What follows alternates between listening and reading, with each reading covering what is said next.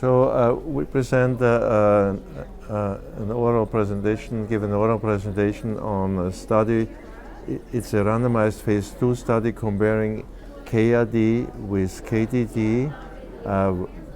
Carfilzomib is given weekly in elderly transplant non-eligible patients for induction therapy, and then patients are randomized to carfilzomib maintenance for 1 year or observation.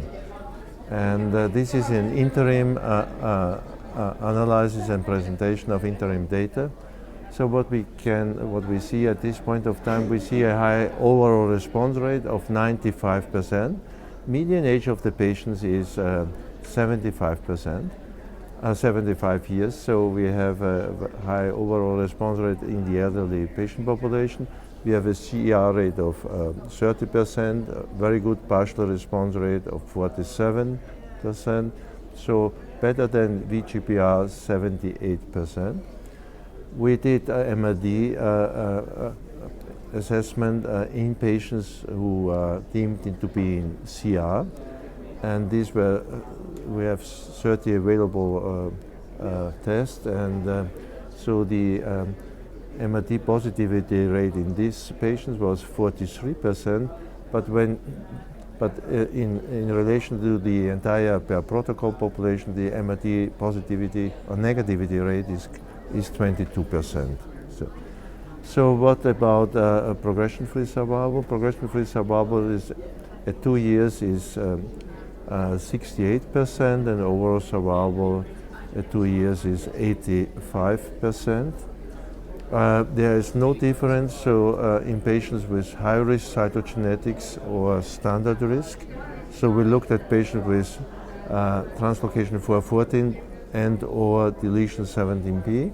We looked at patients with amplification of 1q21 and looked at patients who have neither one of these aberrations. There is no difference in terms of progression-free survival and overall survival. So the regimen is very effective in high-risk patients as well.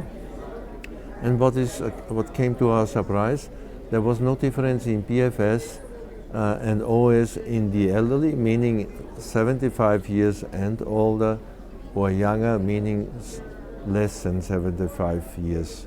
So there is no difference. We looked also at immunophenotyping and immunoprofiling, and this was done by Bruno Paiva, and we can only show preliminary results, but what we can show is a very nice correlation between NK subsets, cytolytic NK cells.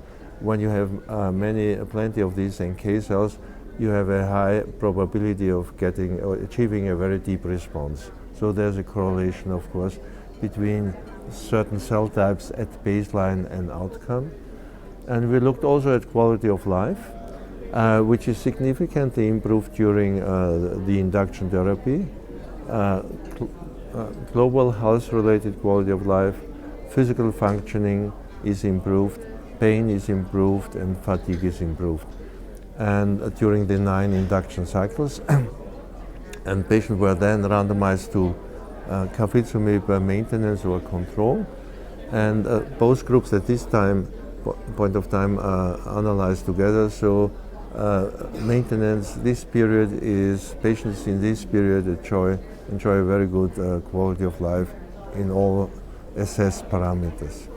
So overall, I think it is an effective treatment, yielding significant MRD negative rates,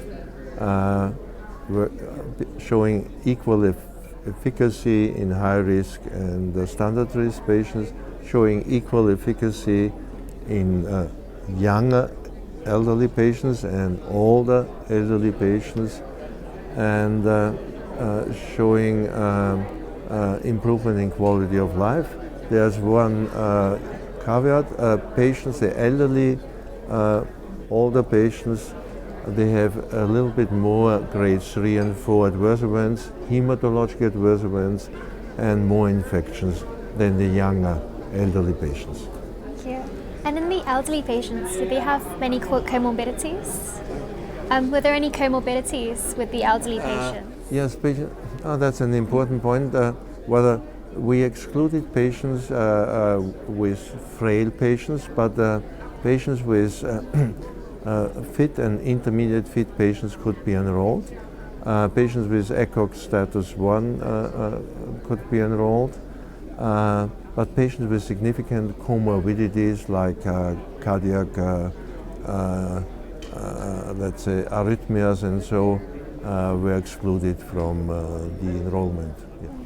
And what are the next steps for this study? The next step is looking forward, trying to complete the planned enrollment number, and then to analyze the study in greater detail and to present the data regarding cytogenetics, age, quality of life, and so on in greater detail.